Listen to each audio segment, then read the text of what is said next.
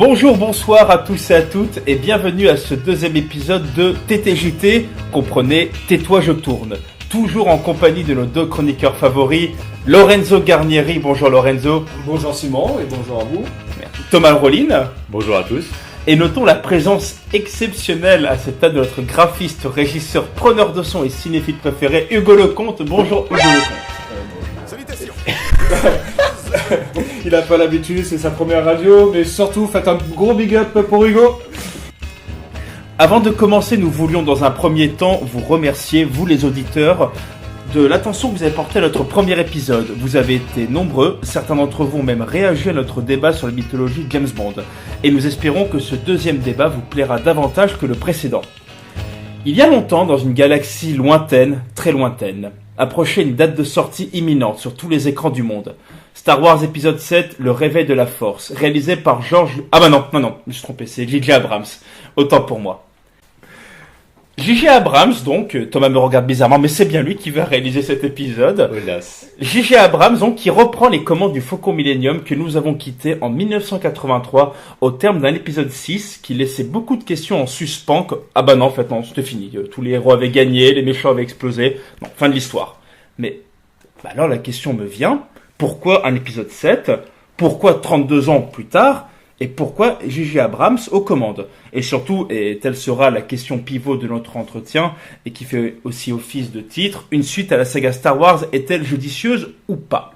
Donc avant de vous donner la parole, messieurs, j'aimerais rappeler quelques faits marquants pour donner des points de repère à nos auditeurs. Le dernier épisode sorti au cinéma, c'était donc La Revanche des Sith, qui est sorti en 2005. Ça a été un véritable carton box-office mondial. Ça a été un épisode important dans le sens où il relie les deux sagas de Lucas, à savoir la trilogie 4, 5, 6 et la prélogie épisode 1, 2, 3. Ce film a été aussi suivi de multitudes de séries animées qui complétaient les trous scénaristiques de l'histoire. Et il y en avait, sans rentrer dans les détails, il y en avait beaucoup. Et puis coup de théâtre, le 21 décembre 2012, Disney annonce avoir finalisé l'acquisition des droits à Lucasfilm pour la somme de 4 milliards de dollars, ce qui inclut donc la jouissance des droits d'auteur de la saga Star Wars et Indiana Jones notamment, parce qu'il n'y a pas que ces deux-là.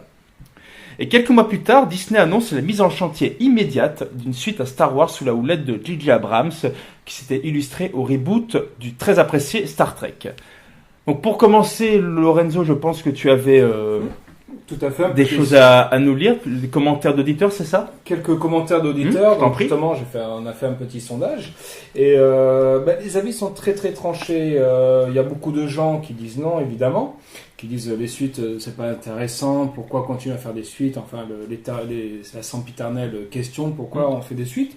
Donc très très tranché, mais aussi des gens qui sont assez d'accord. J'ai eu des retours. Alors par exemple, j'ai une personne qui dit, vu le prix que Disney a déboursé pour la licence, la question ne se pose pas vraiment. Ce n'est pas judicieux, c'est nécessaire.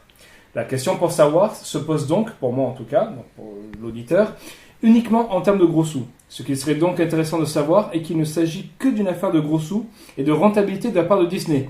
Aussi la licence, si elle n'avait pas été rachetée, aurait quand même connu une suite comme chez Lucas. À voir. Mais sinon la question ne se pose pas trop, c'est une affaire de gros sous. À la limite, dans cette logique de rentabilité, oui, c'est judicieux, vu que les fans que ça va attirer dans les salles et le nombre de produits dérivés que ça va amener. Pour l'intérêt de l'histoire et la qualité du film, donc dans une logique plus artistique, il faudra voir le scénario de chacun des trois films et juger sur pièce. Les nouvelles techniques du cinéma pourraient être intéressantes à voir dans cette trilogie. Première réaction. Une autre réaction, là plutôt mitigée, c'est les deux trilogies suffisaient. Une troisième n'est qu'un gros prétexte pour une débauche d'effets spéciaux et de combats jusqu'à l'écœurement, compensant ainsi la minceur du scénario et pour faire fonctionner le tir orchestre pour la même occasion. Autre dernière petite réaction que j'ai eue, assez longue mais très judicieuse, que j'ai bien aimée, c'est « Je pense que la sortie prochaine du nouvel opus de Star Wars est pertinente. J.J. Abrams n'a plus à faire ses preuves quand il s'agit de s'approprier une œuvre culte. Transformé en monument kitsch bien qu'attachant, Star Trek, en gros blockbuster épique sans reniement, aucun n'était un pari osé. Les Trekkies formant une communauté plus ferme et hermétique que les fans de Star Wars globalement, et vu l'accueil chaleureux réservé aux deux volets de la saga Star Trek, je suis sûr du succès de la prochaine trilogie. Depuis le rachat de Marvel par Disney, la licence ne s'est jamais aussi bien portée au cinéma. Les esprits cyniques font remarquer le rythme incroyable des sorties ciné et la profusion des licences exploitées, cachant probablement mal une putain de manne financière. Mais la vérité, c'est qu'à l'exception de 2 ou 3 échecs, la plupart des films de la licence sont de bons gros blockbusters mieux maîtrisés et plus généreux que la moyenne des films du genre. Ne nous leurrons pas, Star Wars rapporte du fric monstre à Disney, mais je leur fais confiance pour ce qui est d'entretenir la flamme sans trop dénaturer le matériau de base. De plus, s'il y a une licence qui a su se faire une place dans le cœur des fans hardcore, comme du grand public, c'est bien Star Wars. Et la prélogie n'a rien changé. Au contraire, grâce à l'expansion d'Internet et des réseaux sociaux, l'univers de la licence, qui est resté peut-être obscur pour le profane, s'est ouvert et offert à tous. Des anecdotes de tournage ou des détails de l'univers que j'avais glanés au prix d'intenses heures de recherche il y a 10 ans sont aujourd'hui à la portée d'un clic pour qui se montre un peu curieux. Agaçant, mais c'est un argument de plus sur la faveur d'une sortie imminente. Pour terminer, un réalisateur aux épaules solides qui a fait ses preuves et qui est apprécié de la communauté, un producteur qui a les moyens financiers de faire un film à la hauteur des attentes et un public critique, mais archi réceptif. Toutes les conditions sont réunies, je crois. Ah, c'est intéressant. C'est intéressant. Et du coup, Thomas, est-ce que tu veux réagir à ce qui a été dit par les auditeurs ? Oui, de toute façon, j'avais posé aussi les questions à certaines personnes de mon entourage. Même ceux qui ne sont pas dans les strates, enfin, qui ne s'intéressent pas au cinéma autant en profondeur, je pense que nous le faisons, ils sont tous d'accord pour reconnaître l'aspect mercantile quand même du truc. Bon. Qui s'inscrit dans une stratégie quand même beaucoup plus globale de Disney, c'est-à-dire que quand on dépense 4 milliards quand même pour acheter Lucasfilm, c'est pas juste pour faire joli et pour mettre ça dans les toilettes, tu vois, mais ça s'inscrit dans cette stratégie aussi d'avoir acheté Pixar et Marvel surtout. Donc voilà, maintenant on le sait, Disney va miser gros sur ça et ça me rappelle un peu une phrase de Spielberg qu'à l'époque je n'avais pas pris au sérieux du tout, comme tout ce que fait Spielberg a priori, mais qui pour le coup résonne un peu plus chaque jour maintenant que Dieu fait, c'est que le cinéma va quasiment devenir un produit de luxe. C'est-à-dire qu'on ira limite au cinéma comme on va à l'opéra, parce que c'est pas possible maintenant, avec tout le pognon qu'ils vont mettre dans les films, qu'on aille voir un prix, limite ils vont faire une surtaxe pour ces films, on sait jamais, tu vois, parce qu'à un moment donné il faudra rentabiliser. Donc on sait jamais, on peut être dans ce style de stratégie, et surtout, ça me rappelle une phrase d'un réalisateur que j'aime beaucoup écouter, qui est Pascal Laugier, qui est un réalisateur français, réalisateur de Martyr et de Saint-Ange, et lors d'une interview, il avait dit « La stratégie hollywoodienne, c'est celle-ci, on met tout le pognon dans 3 films qui ne sortiront par an, mais il faut que la planète entière aille le voir. » Et ça, c'est une stratégie qu'on peut apprécier ou non. Bon, moi, elle me fait plutôt peur, parce qu'à partir du moment où tu veux faire en sorte que la planète entière voie ton film, ça veut dire que tu es obligé de contenter les 7 à 77 ans, pour faire simple, et donc on peut quand même un peu craindre ou pas sur ce que va être l'esprit de la saga, qui va peut-être être beaucoup plus destiné au jeune public, comme les Marvel. Bon, Disney aura toujours sa gamme de dessins animés avec Pixar et ses propres créations, mais bon, c'est toujours quand même destiné à un public très enfantin, donc bon. C'est aussi... je pense que sur la version artistique, le critère artistique, on peut quand même s'interroger. Après, sur judicieux, évidemment, que pour Disney, c'était essentiel et indispensable.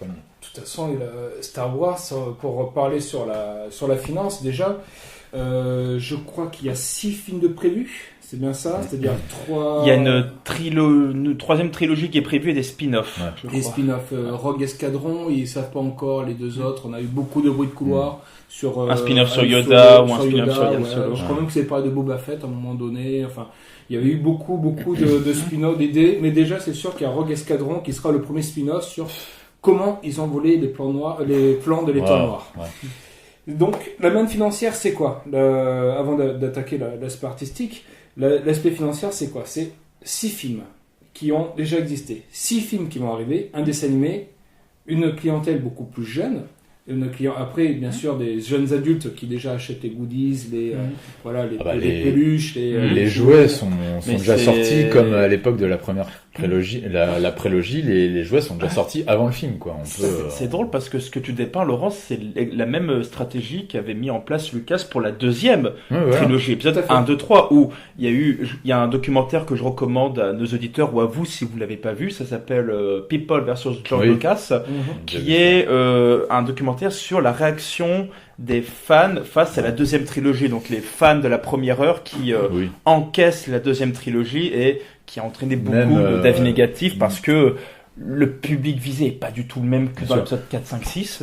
Avant même de parler de la réception du public face à la prélogie, il y avait déjà comment le public a réagi par rapport aux changements effectués par Lucas sur sa première trilogie. Notamment sur l'épisode 4. Tout à fait. Oui, et le fameux Han Solo a-t-il tué ou pas, a-t-il tiré en premier ou pas sur Greedo. Bon, ça c'est un petit détail, mais qui correspond à une volonté beaucoup plus globale et déjà un aspect, une vision quand même de la chose pour orienter ça vers les publics enfantins, parce que il était inconcevable pour des enfants. On va rappeler quand même le truc dans une scène.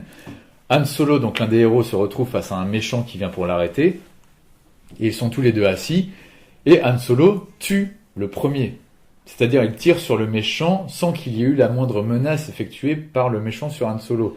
Tout à fait. Et pour le public enfantin, il est inconcevable qu'un héros charismatique, qui en plus est là pour la tchatch, un peu pour la frime, puisse comme ça exécuter un méchant de sang-froid. Donc, en fait, qu'est-ce qui s'est passé ? Lucas a réorienté ça sur les nouvelles éditions de la première trilogie, en faisant croire, par un montage un peu hasardeux, que, en fait, Han Solo réagissait à un coup de feu lancé par le fameux Greedo. Et du coup, ce qui s'est passé, ça a été très mal perçu parce que ça n'a pas été très bien fait.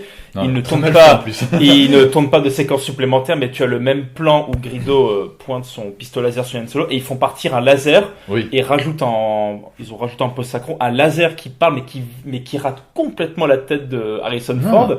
Et tu te dis, mais comment il peut rater de si près ? Pire que ça, c'est-à-dire que techniquement, le laser va sur la tête de Han Solo, mais ils font un espèce de décalage d'image, comme si Han Solo, en fait, esquivait le truc. Oh, mais vite fait.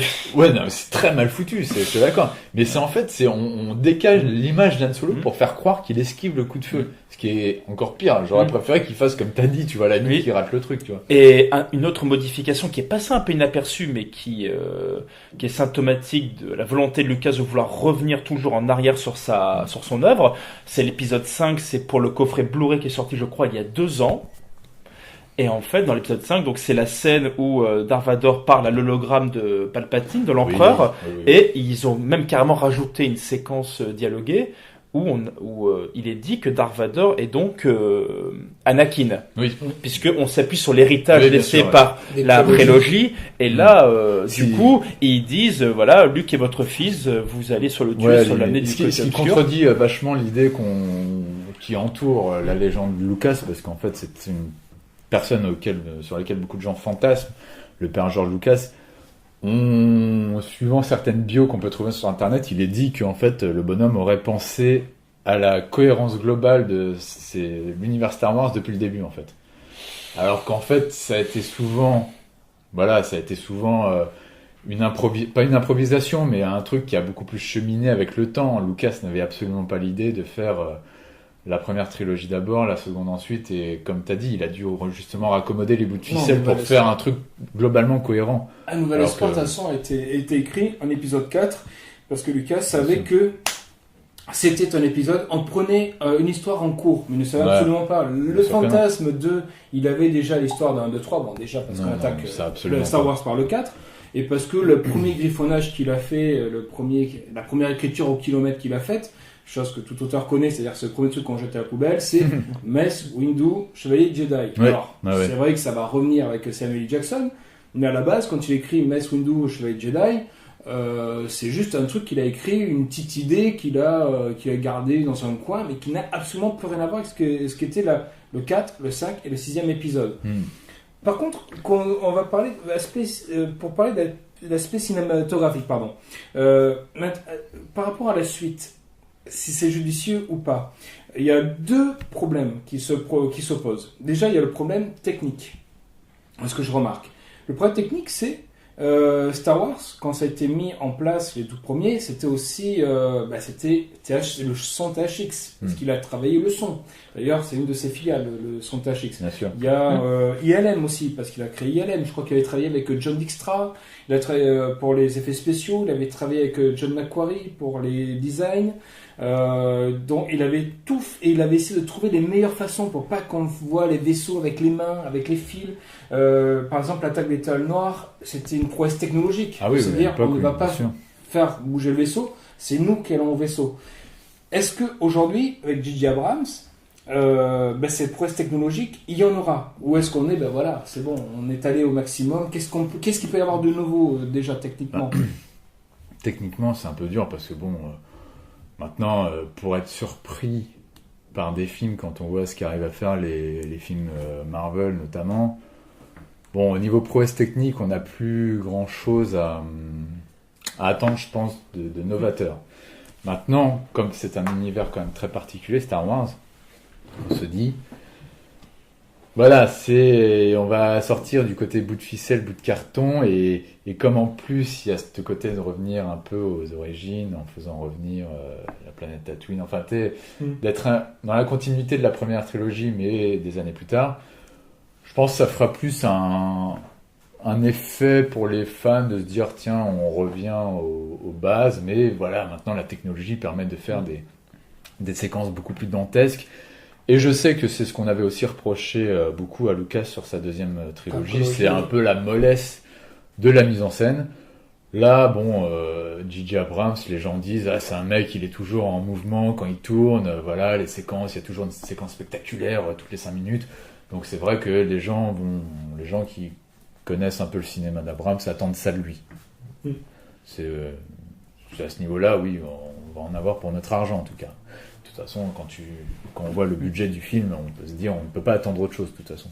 Et justement, la deuxième question que je me pose au niveau artistique, c'est le côté judicieux de faire Star Wars. Est-ce que c'est aussi une manière de dire, on arrête de retoucher encore le 4, le 5, le 6, et cette fois-ci, on va repartir sur de nouvelles bases. D'ailleurs, je regrette un peu la nouvelle trilogie comme il la présente, parce que j'aurais bien aimé voir un truc à la Dune, c'est-à-dire 1000 ans après, ça y est, on a vu l'épisode avec George Lucas. Ça c'est juste mon avis personnel, peut-être que... Mais voilà, est-ce qu'à un moment donné, cette façon de faire une suite, parce qu'on attend tous une suite, c'est l'occasion de dire, on arrête de retoucher encore et encore les anciens épisodes. Cette fois-ci, c'est bon, on part sur autre chose, on part sur de nouvelles bases pour exploiter de nouveau la franchise. Le souci, c'est que même si tu fais ça, il faudra quand même parler des Skywalker, parce que Star Wars sans la famille Skywalker, c'est pas un Star Wars. Tu pourras jamais faire. C'est le cœur de l'histoire. Tu pourras jamais faire un truc sur l'univers Star Wars sans, à un moment donné, que soit glissé ici et là des références à la première trilogie. On voit, c'était un peu fait de manière très maladroite dans la deuxième trilogie, avec l'arrivée de Boba Fett qui était pas la plus judicieuse du monde. À la fin, dans l'épisode 3, on voit Chewbacca. T'apparais juste pour le clin d'œil, c'est juste un clin d'œil. Mais ça fait toujours. On sait que les fans, les gardiens du temple sont très réceptifs à ça, et comme c'est avant tout vers eux que qu'on cible qui sont la cible principale, bien sûr. Quand tu parles de Jango Fett, de toute façon, c'est pourquoi c'est parce que tout le monde râle, parce que Boba Fett, en fait, il termine, on le voit très peu dans dans l'épisode 5, dans l'Empire contre-attaque, et termine misérablement mais le chose de misérable dans le Retour du Jedi quand on y réfléchit, parce que toute la première demi-heure du Retour du Jedi, de toute façon, elle a été forcée par Lucas, parce qu'à la base, elle n'existe pas. À la base, Yann Solo est cryogénisé et donc meurt dans l'épisode 5. Ça devait, quand Leia lui dit je t'aime et répond je sais, il devait mourir sur cette phrase et on ne devait plus jamais revoir Harrison Ford. D'où Lando Calrissian qui intervient, parce que c'était lui qui était censé reprendre le rôle. Et donc, si vous réfléchissez bien, si vous revoyez l'épisode 6, Lando ne sert plus à rien à partir du moment où Yann Solo revient, et même Yann Solo, au final, ne sert pas à rien, mais presque au final. C'est parce qu'ils ont dit... Puisque c'est surtout Leia, Chewbacca et Luke. Luke et les Ewoks qui servent vraiment pendant la Révolution. Lando Calrissian a juste un rôle important dans le... c'est lui qui pilote le Falcon Millennium, mais ça aurait dû être Han Solo. Et d'ailleurs, une autre modification qui a été portée à la dernière minute, c'est quand Lando part à la bataille, Han Solo dit j'ai une impression étrange comme si c'est la dernière fois que je le revoyais et il devait mourir. Et au dernier moment, Lucas a dit non, ça plaira pas au public.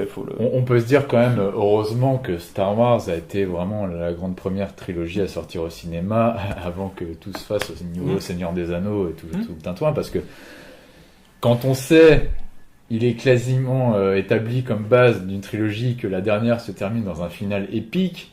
Quand on regarde le Retour du Jedi, on se dit final épique, Ewok, Empire, j'ai du mal toujours à l'accepter, tu vois. C'est-à-dire qu'on aurait pu... mais les Ewoks, mais regarde un peu la teneur de la bataille, c'est genre maman j'ai raté l'avion, on te fait des petits pièges de bricolo du Enfin bon, on a quand même vu plus épique quand même, tu vois. Le plus épique, c'est sûr que les petits oursons qui n'a et tu te dis, mais comment des soldats en surarmure peuvent se faire botter le train par des petites boules de l'espèce de ça balance aujourd'hui, je me c'est le gros problème des Ewoks, et tu parlais, Laurent, tout à l'heure de l'aspect financier et capitaliste de la trilogie. Les Ewoks représentent ça, c'est que Lucas, à partir de l'épisode 5, a su qu'il avait entre les mains une manne financière intéressante. Et les Ewoks ont été créés pour vendre des peluches. Lucas l'a eu, cette manne financière de l'épisode 4, parce qu'en fait, il a eu ce coup de génie absolument dingue qui était de récupérer à son profit tous les droits sur le merchandising et les produits dérivés. Ce qui fait que les producteurs trouvaient que c'était une idée ridicule au départ. Ils ont dit, vas-y, prends-les donc. 100 millions de dollars pour les jouets. Ok.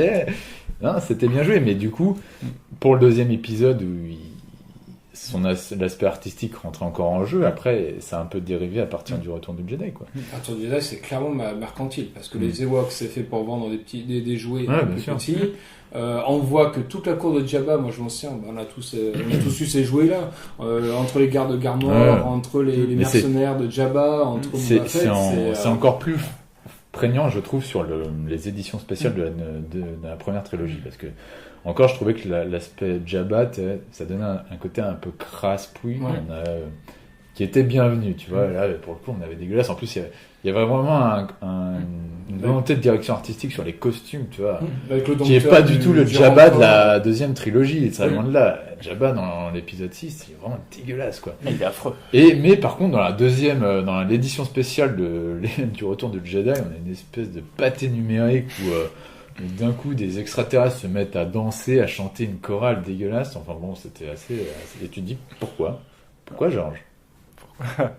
On lui enverra un mail. Oui, voilà. Et donc, pour revenir sur l'aspect financier, puis après on vient sur l'aspect artistique promis, il faut savoir que ce dont on parle, donc le merchandising au détriment de l'aspect artistique au sein même du film, va être augmenté avec cet épisode 7. Parce qu'on sait très bien. Là, vous avez déjà en vente, je sais plus comment ça s'appelle, mais le petit robot orange avec le petit robot. Je crois que c'est le jouet le plus vendu de l'année en ce moment. Enfin, il y a déjà un Monopoly sur l'épisode 7, on ne sait même pas où est-ce qu'il va se passer. Tu vois, ils te font un Monopoly, genre la rue de la paix, c'est quoi? C'est Tatooine? Les affiches, je sais pas pour vous, mais pour moi, les affiches du 7. Alors, je sais, je commence à bâcher un film qui est pas sorti. Désolé. Non, mais on peut bâcher sur les sur ce qui en ressort. Déjà, il y a un gros spoil sur John Boyega. Il paraît que c'est sorti aujourd'hui, oui. L'affiche, il y a un gros spoil. Explique l'affiche pour ceux qui veulent. Alors, l'affiche, on voit John Boyega en chevalier Jedi. Alors que il est censé être un Stormtroopers. Donc, déjà, on se dit, mais donc c'est-à-dire qu'il va y avoir tout un dénouement. Mais il y a pas de spoil d'ailleurs. Parce qu'il y a John Boyega qu'on voit en chevalier Jedi, donc on se doute que de Stormtroopers va devenir un chevalier Jedi. Ça, c'est clair. Mark Hamill, qui est absent de l'affiche, on voit très bien sa main se poser sur R2D2. Puis en plus, Mark Hamill, faut savoir aussi que c'est la voix du Joker, donc la voix de Joker dans les jeux vidéo et dans le dessin animé. Donc Mark Hamill, je me demande si à mon avis il ne va pas faire beaucoup de voix dans Star Wars, qu'on va le voir très peu mais qui va faire des voix off. Mais il est crédité dans les voix off notamment. Il est crédité dans les voix off, donc tu vois. En tant que voix off. Et la fille à un moment donné, je suis désolé, mais quand dans le premier teaser, alors je sais qu'il y en a qui défendent le premier teaser, mais dans le premier teaser, quand on voit une main mécanique qui donne un sabre laser à cette gamine, je suis désolé, mais moi je mets mes mains à couper que ta main mécanique. Le gars, Luc l'a fait, ça. Voilà, je mets une main mécanique aussi. Enfin voilà, moi je pense déjà c'est bourré de spoil, donc.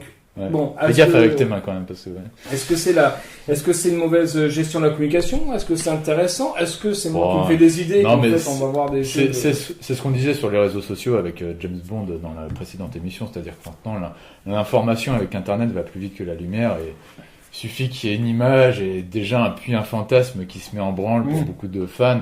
Bah, voilà, c'est ça pour le coup sur lequel l'aspect artistique de Star Wars est quand même assez prégnant parce que c'est quand même un univers qu'on nous propose, quoi. Au moins sur l'aspect artistique, on peut pas reprocher à Star Wars de ne pas avoir bon nombre d'attentes, bon nombre d'images dans la tête, et effectivement ce puits à fantasme pour beaucoup de gens, c'est ce qui fera le sel à mon avis de cette nouvelle trilogie. Et alors justement ça, pour l'aspect artistique, alors déjà moi sur les suites, la prélogie, la prélogie je suis assez mitigé parce que je vais pas parler de l'aspect comment ça a été construit, je sais que George Lucas voulait tenter des trucs, bon ça soit, mais pour moi déjà la prélogie pourquoi n'aurait jamais dû avoir lieu pour moi parce que ça aurait dû rester du fantasme.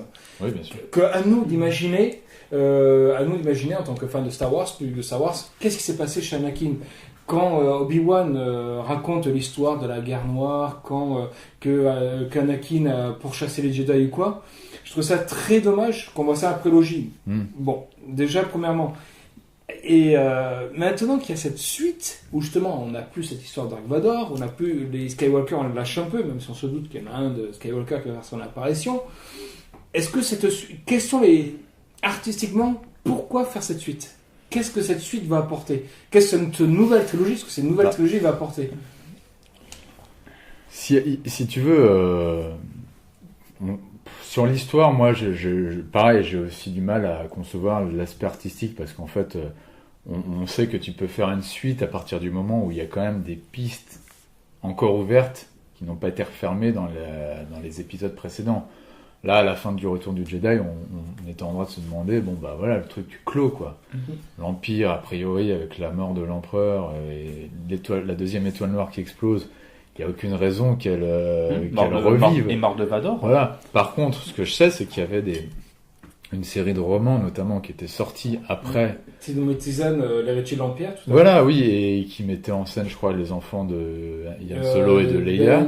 Ça, c'est l'Académie Jedi. Oui. Il y a, dans le roman que tu dis, ils avaient mis en place Mara Jade, Talon Quardet, Joruus Sebaros, des nouveaux personnages, les Nogri, la Michael Traun. Et notamment à l'annonce d'un nouveau film Star Wars, et quand les fans les plus, pour le coup, tenaces de Star Wars, ont appris que ça revisiterait les racines de Dark Vador, eux avaient clairement les boules parce qu'ils ont dit mais vous avez une série de romans super les mecs à adaptez-les, tu vois. Super, donc si tu veux, moi ne les ayant pas lus malheureusement je m'en excuse, mais il y a toujours une volonté d'expansion de l'univers, mais c'est vrai que si j'ai l'impression leur défaut à cette nouvelle trilogie, c'est qu'ils vont essayer de raccrocher ça le maximum à la première trilogie, donc en faisant apparaître Han Solo, Leia, sans doute Luke, on verra, mais c'est pour ça que ça va être un amas de références avec des petits clins d'œil par-ci par-là, parce que on pourra parler de J.J. Abrams aussi, mais c'est quand même le roi de ça. Bah, il a fait sa carrière avec ça, notamment avec de Star Trek. Et justement, c'est ça que... Mais Mission Impossible, hein, sur Mission Impossible. Voilà. Tu parlais d'ailleurs de ce roman, donc L'Héritier de l'Empire, de Timothy Zahn, qui est un super roman, si vous avez l'occasion de le lire, c'est vraiment un super roman. Et il y a aussi tout l'univers étendu, tous les fans qui ont lu les bandes dessinées dérivées.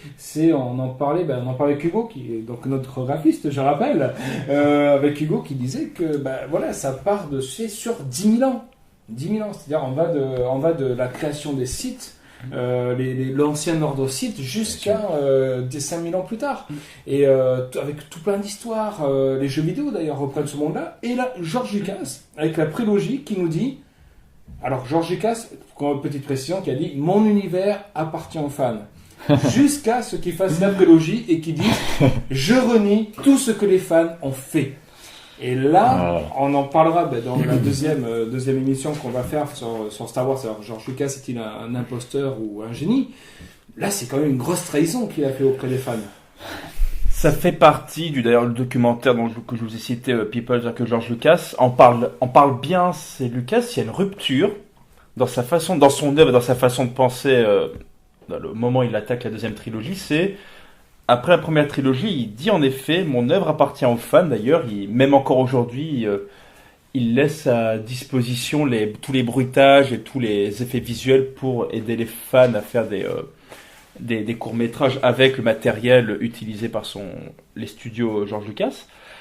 Et c'est vrai que après la deuxième trilogie, il commence à dire non, c'est mon univers qui prime, le reste n'est que, pas décadence, mais le reste n'est que fan-made, fan-fiction et subtilité. Entre parenthèses, il y a juste son dernier jeu vidéo qui a été reconnu. Juste, voilà, c'est la seule chose qui a été reconnue en dehors des films. Son jeu vidéo. Mais par contre, on avait parlé une fois, Thomas, en off, sur la possibilité d'un remake. Est-ce que tu penses que le fait qu'il y ait une nouveauté sur un nouveau film, ça peut empêcher un remake ou un reboot de Star Wars? Oui, parce que si tu veux, à un moment donné, on touche au sacré, et comme quand même la manne de fans, la base, ce sont ceux qui ont vécu avec Star Wars dans les années 70-80. Ça me paraîtrait quand même vraiment cynique à un moment donné, et on sait qu'il suffit pas, ils ont pas besoin de faire un remake, voilà, il suffit qu'ils traficotent 2-3 trucs dans les films de base pour améliorer un décor de ci de là, le rendre un peu plus joli en numérique. À mon avis, non, on est quand même à l'abri de ça, d'un remake. En même temps, avec Hollywood, on ne sait jamais, j'ai envie de te dire. Ouais, ils ont voulu faire le remake de Retour vers le futur. Bien sûr. Dit non. Je ne sais pas, je t'avouerai que maintenant, ils ont les pleins pouvoirs, donc on n'est pas à l'abri de ça, mais il faudra quand même attendre, par exemple, que, à mon avis, tout le casting d'origine soit mort. Hein, tu vois, ouais. Je suis peut-être cynique, mais à mon avis, c'est ça, tu vois. Parce que la fanbase et les geeks, par exemple, est-ce qu'ils vont apprécier de voir un remake, à mon avis, parce que ça marche. Et puis on sait comment sont faits les remakes hollywoodiens aujourd'hui, quoi. Oui, tu vois, c'est un monument de cynisme quasiment qui ne respecte jamais l'œuvre originale. Donc, les gens ont quand même une mémoire, tu vois, de tous les remakes qui ont été tentés. Malheureusement, aucun ne vaut le coup quasiment. Dernièrement, en plus, on se souvient c'était le Robocop de Padilla. De Padilla qui s'est fait bâcher. Qui expurge totalement tout le côté violent et critique de la société américaine qui était dans le film de Verhoeven. Donc, et le film n'était même pas sorti, que déjà il s'était fait incendier. Je crois qu'il y avait encore Verhoeven qui était en remake. Total Recall, pareil, il s'était fait incendier, il n'était même pas sorti. Mais si tu veux, on peut même considérer que les rééditions de la première trilogie sont quasiment à proprement parler des remakes. Non, j'exagère, mais bon. Quand on sait, par exemple, que voilà, le passage dans l'épisode 5 où Luke se fait kidnapper par un monstre des neiges, je sais plus le nom, le Vampa, et que pour s'en libérer, il lui coupe le bras. Il me semble que ce passage a été totalement expurgé dans les éditions, les nouvelles éditions, parce qu'il faut pas choquer les petits enfants. Donc voilà, il y a quand même sans être un remake officiellement parlant, il y a quand même une volonté de transformer l'œuvre de base. Voilà. Surtout qu'en plus, au début, comme on disait, George Lucas ne savait pas où ça allait atterrir. Non, bien sûr. Quand on parle du meurtre de Greedo par Han Solo, Han Solo était un mec taciturne, solitaire, cynique, l'espèce de petit salopard, un petit peu insolent, arrogant. Sauf que ça a pris Han Solo, a pris une dimension, Harrison Ford a pris une dimension qui n'était pas prévue. Mais je pense que Lucas a été pris par le succès de Star Wars qu'il n'imaginait pas. Non, complètement. Clairement. Il s'attendait pas du tout à avoir un succès, parce qu'en plus c'était catastrophique, je crois, les tournages. Oui, bien sûr. Il était à la ramasse, il a dû faire 3 équipes. Gary Kurtz, qui était le producteur du premier, commençait un petit peu à s'impatienter parce que bon, il voulait bien lui faire confiance, mais il disait bon ben, vas-y garçon, je crois qu'il y avait 3 équipes de tournage. Alec Guinness, ça a été la pire expérience de sa vie. Alec Guinness Guinness, il a accepté, mais il comprenait pas le scénar en fait. Voilà. Je pense que on m'a dit d'accepter, mais bon, je comprends rien ce truc. Léa, histoire de force et tout ça. Carrie Fisher, elle disait, mais elle n'arrivait même pas à comprendre ce qu'elle disait. Pareil, quand elle parlait à John Moff Tarkin. Je crois même, Simon, que tu as une anecdote sur Han Solo. Oui, c'est Harrison Ford. Il trouvait le script, enfin les dialogues très mal écrits. Entre 2 prises, il se serait plaint George Lucas et il lui aurait dit, George, ça s'écrit, mais ça ne se dit pas. J'aime beaucoup cette anecdote. Donc, il a bossé sereinement après ça. Il a fait un petit peu appel ensuite à, alors si de mémoire c'est Irving Kirchner qui a fait le deuxième, Empire contre-attaque, qui est le meilleur d'ailleurs, des 3. Des 6. Il est même considéré des 6 et des 9. Des 9, c'est parce qu'en plus qu'il donne une tournure dramatique à la fin. En plus, Han Solo était censé mourir. Bon, voilà, pas toujours pareil pour les petits enfants, ça le fait pas, mais la tournure dramatique parce que Luke Skywalker apprend que Dark Vador c'est son père, il se fait trancher la main, Han Solo il est dans un cercueil de glace, la rébellion s'est fait complètement démater par l'Empire, donc déjà c'est plutôt assez sombre. Ah oui. Et ensuite c'est Richard Marquand qui fait le 3e, qui fait Empire contre-attaque. Non, le retour de Jedi, autant pour moi. Et maintenant, justement, je fais ce parallèle parce qu'on voit que dans les 3 prochains, c'est 3 réalisateurs différents. Est-ce qu'on n'est pas en train de perdre justement pourquoi 3 réalisateurs? Parce que le 8 a déjà été annoncé avant que le 7 soit sorti. Ils sont déjà en train de le... Tu vois, donc voilà, c'est-à-dire qu'ils ne veulent absolument pas... J'ai dit, c'est ce qu'on disait par rapport à la phrase de Logier. Hollywood, les gros studios vont vouloir un film tous les ans, un gros truc. Donc ils ne peuvent absolument pas laisser de temps de latence entre les 2 épisodes. Est-ce que on peut rappeler les 3 réalisateurs qui ont été choisis pour J.J. Abrams. Pour le 7 le 8, je crois que c'est le réalisateur de Looper, je sais plus son nom. Ryan Johnson. Et le 3e, voilà. C'est l'ami de Simon qui s'est fait expulser comme un rejeton. Ah, c'est beau ça. T'arrives à me vendre Chronicle après ça, mon Simon? C'était Josh Trank qui aurait dû le faire, c'est ça? Oui. Parce que normalement parce que c'est celui de Jurassic World, très Colin Trevorrow, oui. Colin Trevorrow. Bon, c'est donc du coup on a J.J. Abrams qui est plutôt un créateur, on est d'accord, qu'on aime ou qu'on n'aime pas, attention, mais qui est plutôt reconnu d'être. Mais les 2 autres. C'est mon sentiment personnel, c'est comme 2 Yes Man. Moi je serais beaucoup plus celui qui m'intrigue le plus, c'est celui de Ryan Johnson. Parce que bon, Looper sortait quand même assez des codes des blockbusters qu'on se tape les 3/4 du temps. Bon, après, le problème c'est toujours pareil, c'est que on veut prendre des personnalités, des réalisateurs qui ont soi-disant une personnalité, mais on sait qu'ils vont être totalement sclérosé, cloisonné par un système qui lui laissera quasiment aucune latitude. Et on a vu le résultat avec Edgar Wright, qui s'est fait jeter, qui a même claqué la porte, il me semble, dans Ant-Man, parce qu'à un moment donné, ses idées étaient beaucoup trop voilà, par rapport à la volonté des studios. Donc, si tu veux, j'ai envie de te dire, dans ce genre de franchise, ce n'est plus que des noms, tu vois, malheureusement. Faut pas s'attendre qu'à autre chose. C'est pas des noms qui font rêver. Enfin, voilà, Ryan Johnson, on a vu que Looper, je sais pas ce qu'il a fait pour être franc. Et Trevorrow, Jurassic World. Et l'un des spin-offs, c'est le réalisateur du dernier Godzilla, il me semble. Oui, Gareth Edwards. Ouais. D'accord. Qui fait un des spin-offs. D'ailleurs, il y a c'est Mads Mikkelsen qui joue dedans, je crois, dans le Rogue Escadron. On connaît un peu le casting, il me semble qu'il y a Mads Mikkelsen. Oui, il y a ma petite chouchoute, Felicity Jones. Mais est-ce que ce spin-off est important? Je veux dire, on nous a parlé souvent des spin-offs de Yoda, de Jango Fett, de Mais si tu veux, c'est l'univers le permet. Mais en fait, ça va être une stratégie de faire comme font Marvel, si tu veux. Marvel, ils vont regarder tout le catalogue de noms de personnages qu'ils ont dans leur liste. Ils vont dire, ça, on peut faire un spin-off sur ça, on peut creuser l'histoire de machin, et tu vois, mais c'est infini. Mais parce que bientôt, on ne va bouffer que ça. On va bouffer que ça, donc préparez-vous les mecs, vous serez gavés comme des oies. C'est l'intérêt d'ailleurs de Star Wars, à mon avis, c'est que Marvel est en train de se faire, est en train de terminer. Je pense que les super-héros commencent un petit peu à décliner, parce que maintenant ils arrivent à la 3e phase, je crois, ça y est. On va arriver à la phase, là on attaque la fin de la 2e, ça veut dire tout l'après Avenger 2. Oui. Et ce qui va un peu clôturer, c'est les Gardiens de la Galaxie 2. Et la 3e phase, ça va être Avenger 3 et Avenger 3.2, donc avec Thanos et le Gant de l'Infinité, qui est censé clore définitivement le cycle Marvel, parce que beaucoup prennent cher pendant cette histoire. Et le fameux crossover qui rentre entre Avenger et les Gardiens de la Galaxie, parce que les Gardiens de la Galaxie a été un succès tellement imprévu que du coup ils ont été ajoutés à la saga des Avengers. Il y a aussi la vague DC dont on parle beaucoup moins, parce qu'il y a le Batman versus Superman.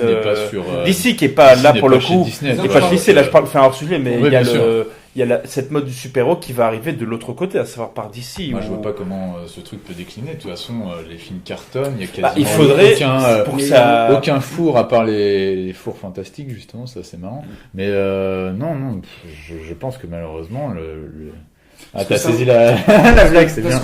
Parce que moi, je vois Star Wars remplacer au fur et à mesure les super-héros, parce qu'à un moment donné... Moi, je pense qu'ils vont être complémentaires, il va y avoir si tu veux. une complément... Ils vont être totalement Ils vont pas, parce que moi, je sens le crossover Star Wars Avenger. Dieu m'en garde, au niveau des droits, ils sont capables et ils peuvent le faire. Sûr, ils peuvent le faire. Il suffit que je te dis qu'il y ait... que Disney injecte toute la thune là-dedans et t'as leur catalogue pour l'année. Point barre. De toute façon, c'est un bon catalogue, parce qu'il y a Indiana Jones qui va être... Bien sûr, et puis qui est officiellement mis en chantier, Spielberg. C'est Spielberg, il y a je pense qu'il y a Willow, parce que Willow fait partie de LucasArts aussi. Il n'y a pas de projet sur Willow. Je crois pas. Il n'y en a pas. Oh, il pourrait faire ça avec Peter Dinklage, ce serait Il y a le projet Howard the Duck qui a été remis en route. Howard the Duck qu'on voit dans Les Gardiens de la Galaxie. Petit, Petit clin d'œil. Petit clin d'œil. Alors, Hugo est atterré, hein, mais je sais pas. Mais bizarrement, pas de réédition DVD du précédent film produit par Lucas, je ne comprends pas pourquoi. Non.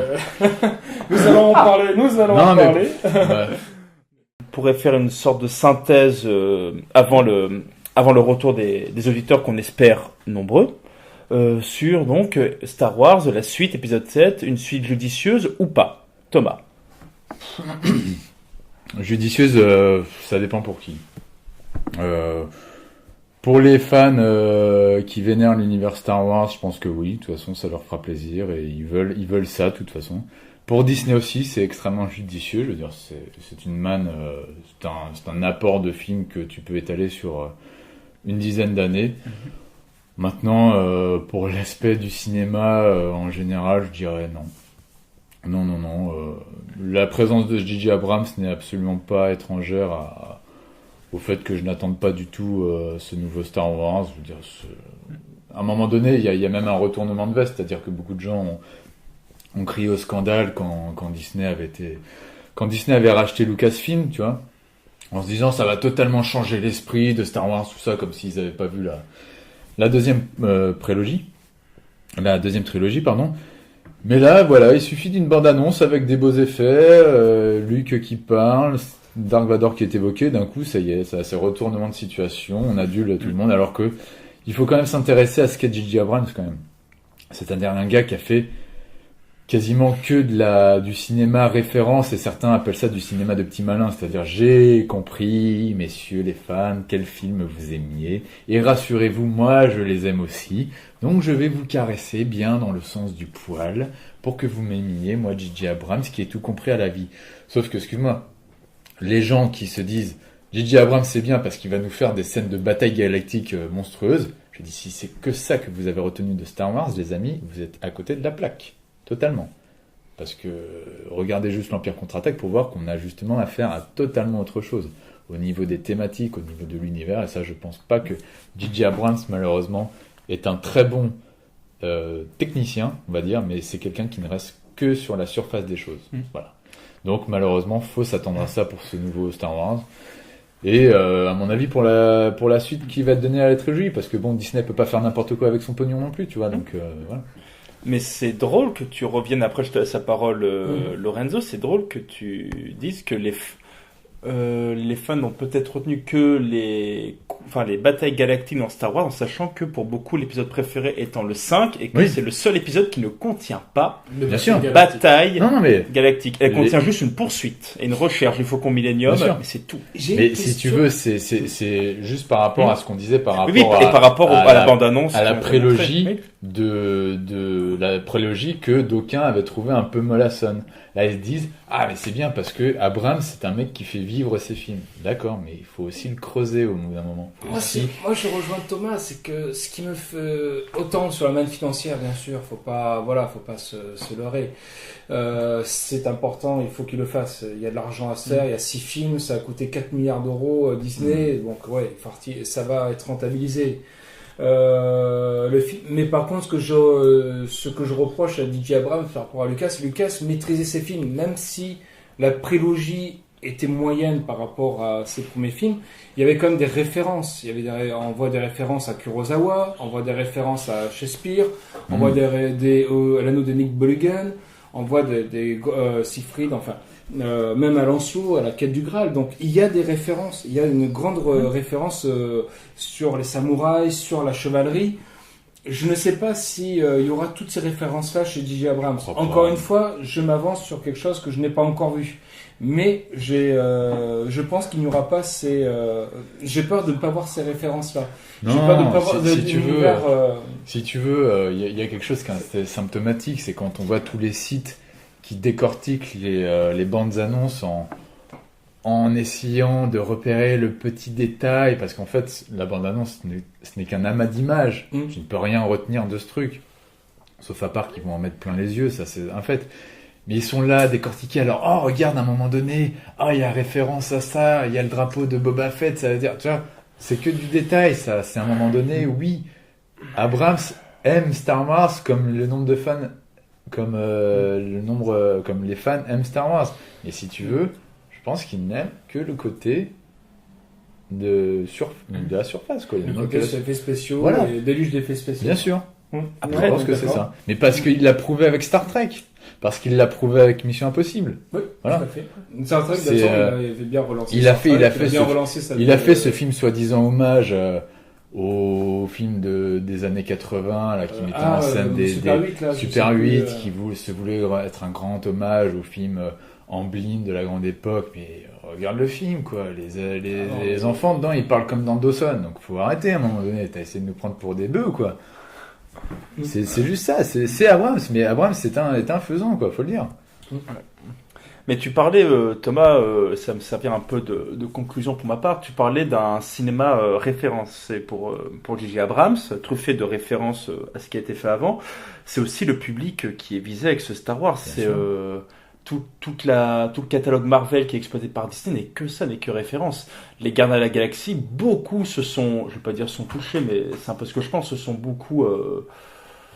un peu caressés sur les multiples références, notamment dans la scène avec le collectionneur avec Guillermo del Toro, où le collectionneur possède plein de créatures et de références à l'univers Marvel. Et il y a le Howard the Duck, mais même il y a j'ai un ami qui est très bercé dans la référence. Il m'a dit, mais tu te rends pas compte, à ce moment-là, ça c'est un méchant qui apparaîtra plus tard, ça c'est un méchant qu'on a déjà vu, mais en fait il porte cette armure là, et mais c'est le public visé, et ce public là, je vais pas dire public de geek parce que c'est très péjoratif, c'est pas ce que ça veut dire, mais c'est un public qui est friand tout ce qui est référence, tout ce qui est anecdote, tout ce qui est la petite bête, tout ce qui est ce qu'on appelle le Easter egg dans les jeux vidéo, l'élément caché, l'élément secret.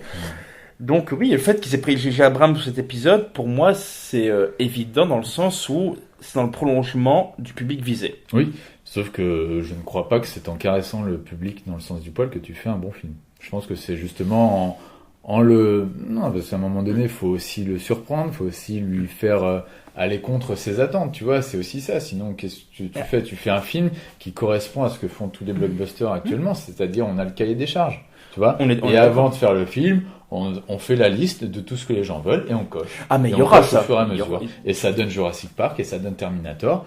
Voilà, je dis. Le problème, c'est que Tu vois, Terminator et Jurassic Park ont été faits pour le coup par des purs exécutants. Abrams, c'est un exécutant, mais qui se croit intelligent, tu vois, en plus. Mais c'est ça le problème. Il se croit au-dessus de tout. Donc. Après, c'est très difficile. Je suis d'accord avec toi. Moi, je vous le dis, hein, j'en veux à Abrams depuis qu'il a cru qu'il en avait une plus grosse que moi sur Mission Impossible 3, tu vois. Il a voulu me la montrer, me la dire, tu vois, la mienne, comment elle est. Et j'ai dit non, là, c'est pas possible. Parce que là, t'as essayé de me prendre pour un abruti et ça, j'aime pas. Mais je suis entièrement d'accord, pas sur la longueur, mais sur ton argumentaire sur j'ai perdu le film, mais sur on va couper ça, tu vois. Mission Impossible. C'est Mission Impossible 3. Ouais. On coupera pas. Ah, c'est bon, j'ai retrouvé.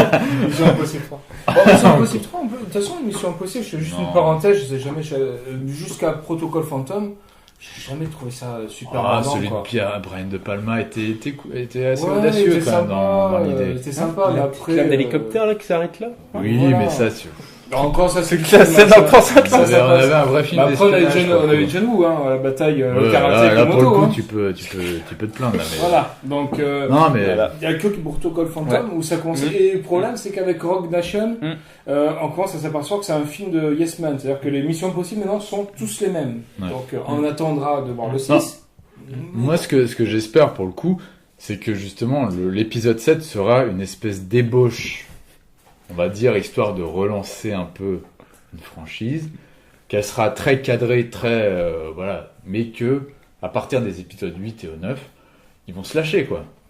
Parce que là, c'est pas possible. On regarde la bande-annonce de Star Wars, épisode 7, il y a au moins jusqu'au 5e plan que des références à la première trilogie. Tu te dis, mais qu'est-ce que tu nous fais là? On va commencer par le vaisseau, l'un des croiseurs. On voit l'un des croiseurs. Après, on a le masque de Dark Vador. Après, on a en plus la petite phrase que répète Luke à la fin du Retour du Jedi. Enfin, on a tout ça, quoi. Donc, à un moment donné... On voit R2D2, on voit... Bien sûr. C3PO. On voit C3PO. C3PO dans la bande. On a que... donc, voilà. Et... Après, c'est le problème de ce genre de... Un peu, c'est aussi le problème de Jurassic World, c'est que c'est un type de film où, oui, comme tu dis Thomas, faire des références et qui respecte le sens du poil ne veut pas dire faire un bon film. Et le problème, c'est que tu dis il faut surprendre le spectateur, mais est-ce que c'est un type de film où le spectateur aime être surpris? Parce que le problème, c'est que, je vais rebondir dans ton sens, c'est que Jurassic World est louangé pour sa première demi-heure et pour le reste se fait bâcher. Or, la première demi-heure, c'est quoi? C'est Jurassic Park. La première demi-heure, c'est quoi? C'est le parc qui ouvre. Ouais, mais sauf que la première demi-heure de Jurassic World, c'est Jurassic Park si ça n'avait pas merdé. Ouais. Et le reste, l'histoire du dinosaure génétiquement modifié, au final, c'est justement l'élément novateur, mais que le public a rejeté massivement. J'ai envie de te dire, on a surpris les spectateurs à un moment dans l'histoire du cinéma, c'est l'Empire contre-attaque. Qui est totalement différent, qui n'était pour le coup pas du tout... je crois pas que les gens qui avaient fantasmé sur le 1 et qui s'attendaient à l'Empire contre-attaque ne pouvaient pas s'attendre à un truc pareil. C'est un film à part entière. C'est une belle poursuite, et puis ça se termine mal. Je veux dire, il fallait avoir des coronesses pour faire un film, un film comme Star Wars qui se termine mal. Parce que voilà, l'autre se fait trancher la main, il perd son duel, parce que Han Solo, qui est le personnage charismatique, se fait geler, enfin, et puis tout se passe mal dans l'Empire contre-attaque parce qu'ils sont obligés de partir à la planète Hoth. Ils sont traqués, ils ont le ver géant, ils croient qu'ils sont libérés des croiseurs, mais non, ils sont obligés de partir. Dark Vador en plus commence à être bien mieux travaillé que dans Nouvel Espoir. Même ce qui est génial en termes de mise en scène, et là c'est vraiment, c'est où tu dis que la mise en scène est très importante dans l'Empire contre-attaque, elle suinte de bonnes idées. C'est à la fin, tu dis que tout se termine mal. Le seul élément qui se termine bien, c'est justement Luke et Leia qui fuient avec le Faucon Millennium en vitesse lumière, et tu vois ce plan où tu as Darth Vader qui regarde par le cockpit, par le hublot, et il baisse la tête, puis il rejette un coup d'œil pour voir s'ils ont bien disparu, et tu mais c'est génial quoi. Là t'as l'évolution du personnage de Vador qui se dit merde, j'ai laissé échapper, c'est mon fils. J'ai pas le nom du réal en tête et c'est dommage, mais j'ai entendu une phrase qui est pour moi symbolique de ce que représente l'univers Star Wars. Il avait dit: la première trilogie a été faite par des artistes, la deuxième par des mecs du marketing. Et je crains que la troisième soit faite par encore des mecs du marketing.